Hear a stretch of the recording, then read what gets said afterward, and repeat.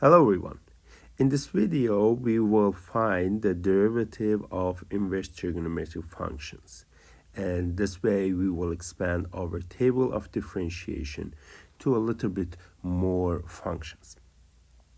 Well, let me start with the first trigonometric function, sine x.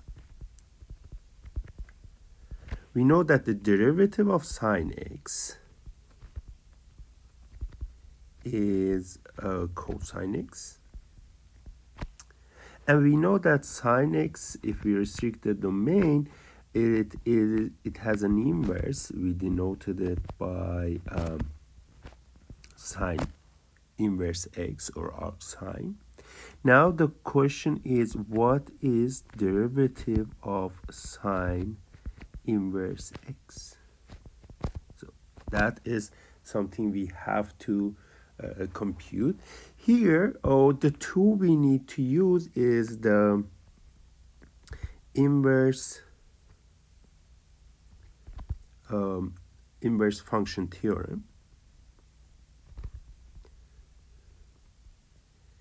And it says that, well, the derivative of, just quick reminder that derivative of f inverse, the inverse of a function at points that f prime is non-zero, is given by 1 over f prime of f inverse of x. So in this case, while we have f inverse, then we are trying to find derivative of f inverse. Oh, well, I can write sine inverse x, yes?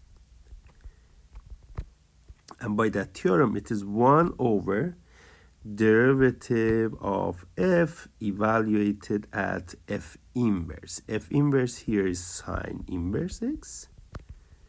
And as you see, the derivative of the function itself, the sine function, is cosine of sine inverse of x.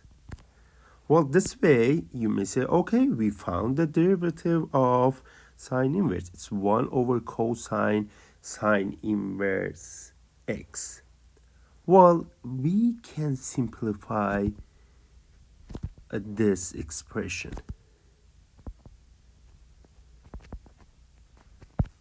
The way it works is like that. Okay, so if it was sine of sine inverse, it was just x. But this is cosine. To be able to handle that, we use the fact that for any theta, cosine square theta plus sine square theta, basically Pythagorean theorem, is equal, if you add them, you get 1.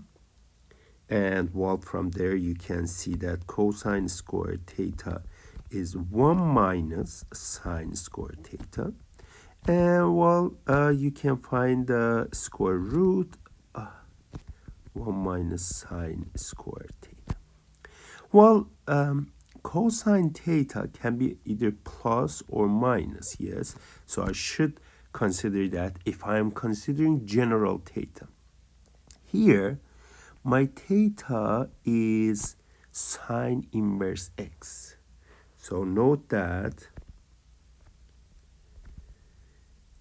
sine inverse x, which is what we are going to take as theta for this case, is an angle between negative pi over 2 and pi over 2. So from there, you can easily see that cosine of theta is positive. How did I see that? Well, just sketch the graph of cosine on negative pi over 2 to pi over 2, the interval, that one. And then you will see that it is, that is not good. Let me just go again. Something like that, and then goes down here. But the point is that on this interval, the graph is above x-axis, so it is positive. Why it is important for us? That way we can make sure that we don't need to consider the negative sign there. It will be positive. In other words, continuing from here, cosine of sine inverse x is going to be root 1 minus sine squared of a sine inverse of x. So I'm using this formula for theta. I'm putting sine inverse. Well, this is the same thing as 1 minus sine combined by sine inverse x, then squared. Well, we know that sine of sine inverse is x, so it will be 1 minus x squared. Well, now look, we have everything. We basically simplified this formula here and wrote it as root 1 minus x squared. And as a result, now we have the derivative of sine inverse x is equal to 1 over root 1 minus x squared. Let me put this in a box because that's one of the formulas we wanted to cover and find today. Well, finding derivatives of other trigonometric functions are very similar. I will do one more. So I'll find derivative of tan inverse of x. Okay, so again here function is tan x, f inverse is tan inverse, and well, f prime, the derivative of tan is secant squared x.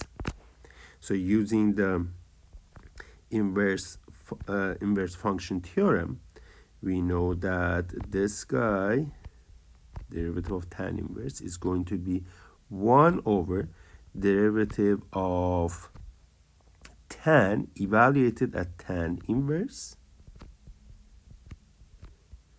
And well, this is 1 over secant squared tan inverse x. Similar to the sine, we can simplify the secant squared tan inverse. Well, here it is a little bit even easier because you see, if we know that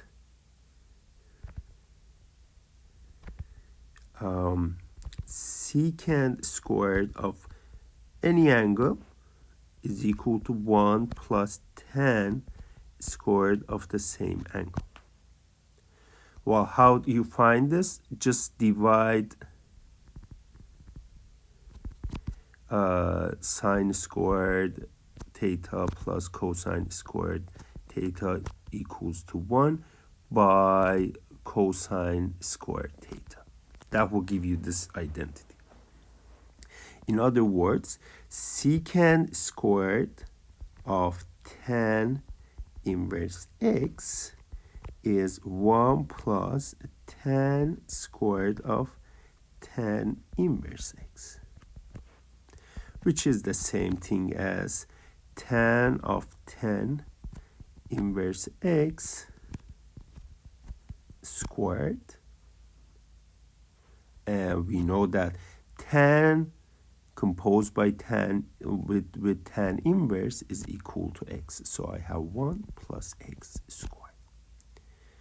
This way I can put this back and rewrite the formula we started to find is 1 over 1 plus x squared. And let me just write it here. The dx of tan inverse x is 1 over 1 plus x squared. And, well, let me put this one in the box as well. Well, the other derivatives are also possible to found in the same line of ideas. And we have this new table. New tools to add to your differentiation toolbox.